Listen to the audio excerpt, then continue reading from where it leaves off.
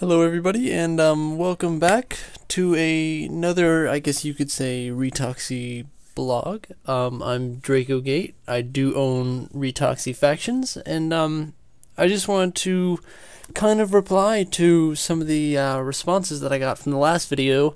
In the last video, I don't know if if you're just coming in now or if you saw that video before, but we mentioned a lot of things.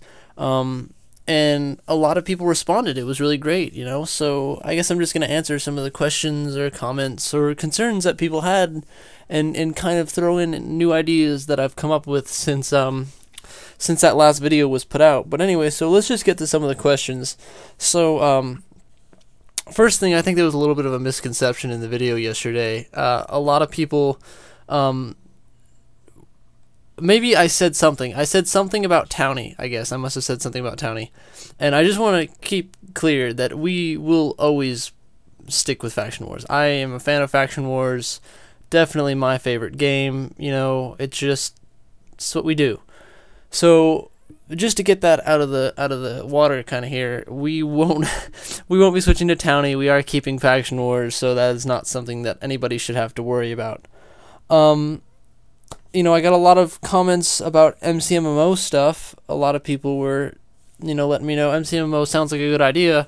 My plan with MCMMO was to hopefully try to bring it back. And what I would do is I would take axes, like combat axes and combat swords, and turn off their special abilities. So I think it's serrated strikes and I don't know what the special ability is called for the axes, but I would remove those, right? That way there's no really lame combat, but at the same time you can still level up your swords and your axes for combat.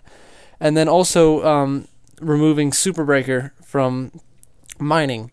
I think leveling up mining, you still have a chance of getting the double drops, which would be nice. Everybody likes double drops, but there wouldn't be as much of the Super Breaker, which I noticed was a big contributor in putting out a lot of obsidian into the game. Again, it's just an idea, a concept. These are all 1.3 kind of things that I wanted to get out there just before 1.3, because what I'd like to do is I'd like to start it, and if we did MCMMO, I think something really cool would be to have a nice thing that displays everyone's stats and top stats in each category on the site, somewhere where you guys can go look and see kind of where you stand with other players with MCMMO. Again, MCMMO is not decided on for 1.3. It was just something I wanted to throw out there and see kind of what you guys thought about it. But at the same time, see, with MCMMO before, it was kind of, I guess you could say, overpowered slightly, and I think that was because we didn't really look into how we could manage it so that it could still be used and still give people something to do, but at the same time it's still not extremely messing with the combat system. So again, if you have any ideas, maybe you just want the skills, we don't even need the combat side of MCMMO, whatever you want, let me know. I would love to know that. The next question was from Iced Cola about disabling potions. He says that potions make PvP unbalanced and they take away the raw aspect of Minecraft PvP. I do agree with you, Iced. I think that is a really good idea. I would like to see, before we had the potion materials sold in spawn, and I blocked it up, and then I took it down, and I was like, combat started to become about who could throw a potion faster and all this just nonsense. So what I did is I took them out, but remnants of potions still exist. I could probably try to remove those remnants, but I mean, if we're getting the reset in 1.3, I don't even see a need to remove them, and I'll let you guys just have your fun with what you have left. Spetsnaz, I'm sorry, I'm really bad. I know I've played Call of Duty and I still can't pronounce it, but he said he supports the thought of a more tactical gameplay. For a big example, he says that outside of their base there are a lot of eyesores, towers, bunkers, 1x1 towers, all sorts of just ugly things. And I guess what he's saying is that you know, water. Who's that? I don't know who that guy is. I should tell him to leave. I don't. That's okay. I'll move. Okay.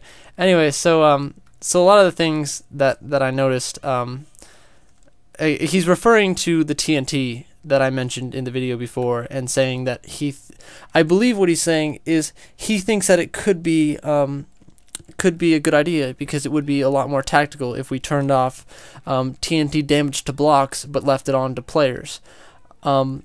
Personally, I kind of support that idea. You know, I know that there are people who are played against it, and I know that there are people who are just straight out for it. I'm one of those people. I feel it's a good idea, but again, I won't make any actions if I don't have the community kind of behind me on it. But yeah, I guess just to go over that theory again. So what would happen is TNT wouldn't damage blocks anymore, so raids would require you to come up with a more tactical way into the base, which could be anything from, you know, trying to get through their doors to you know, looking for mine shafts that go under it, to waiting for open doors, to trying to piston in. You know, there are lots of creative ways, and I imagine if we put it on, people would find ways, just like they do now when they're trying to find ways to get into water walls and obsidian bases. You know, you got to just get creative. It also allows for nicer bases, because you don't have to worry about watering down your walls, or making an obsidian box, or making a glass box with water wall. You don't have to worry about that, because the TNT is not going to damage it. The other big thing I think that comes from that is bases have a lot less, you know, it's less likely that they'll be griefed, either by other factions coming to attack you, or just in your own area. You know, if the TNT is not going to do any block damage, you have a higher chance of your base making it through, and maybe you even coming back to get it, you know, when you want to come back and try to raid for it again. So yeah, that's just that idea. I'm trying to think, what else do we got here? All right, the next question, let me see. Okay, well, Mr. Rheingold, his opinion was that you know, the TNT does need to do the block damage, and he says that you have to enable it just because you can't raid without that. And I do agree and I don't agree at the same time. Just, you know, mainly because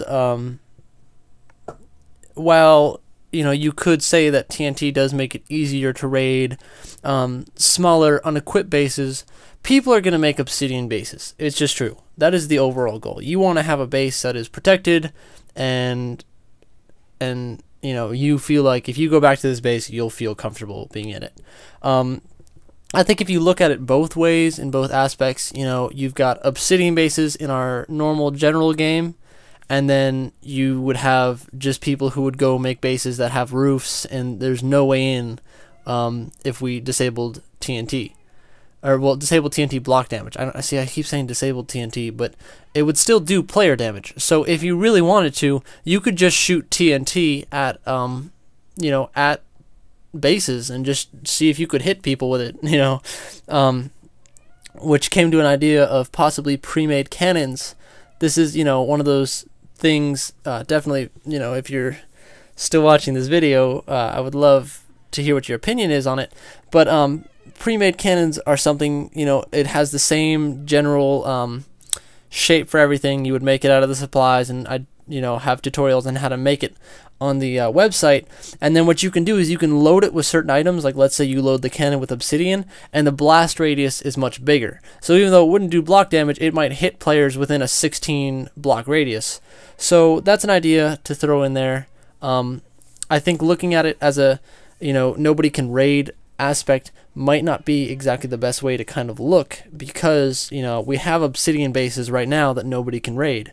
So, you know, it goes both ways. You know, let me know what you think about that. That's a very important thing. Simbadude7 writes that if you made every single faction build a nice base, it wouldn't be faction wars anymore. It would just be more like a building competition. I think this is somewhat right and somewhat not right. I mean, as long as there's always faction wars on the server and PvP is always enabled, there will always be competition for other bases. It's just kind of how it is, you know. Everybody's going to want another base, or some faction's going to piss another faction off, and you're going to want to raid them. You know, it means that raids might last a little bit longer, especially because you have to really think about how you're going to get in this base. Maybe you want to get to them, at a later time in the night, or you want to be waiting because you think that they're going to log on outside of their base. I don't know. Again, it's all about kind of how that is. I think also partially, we have a lot of new players, or when we get new players, they build bases and they don't exactly necessarily understand water walls, and that's generally not a concept that too many new players understand. So by disabling the TNT block damage, those players who are building the walls around their base but not the water walls still are somewhat protected when they need it.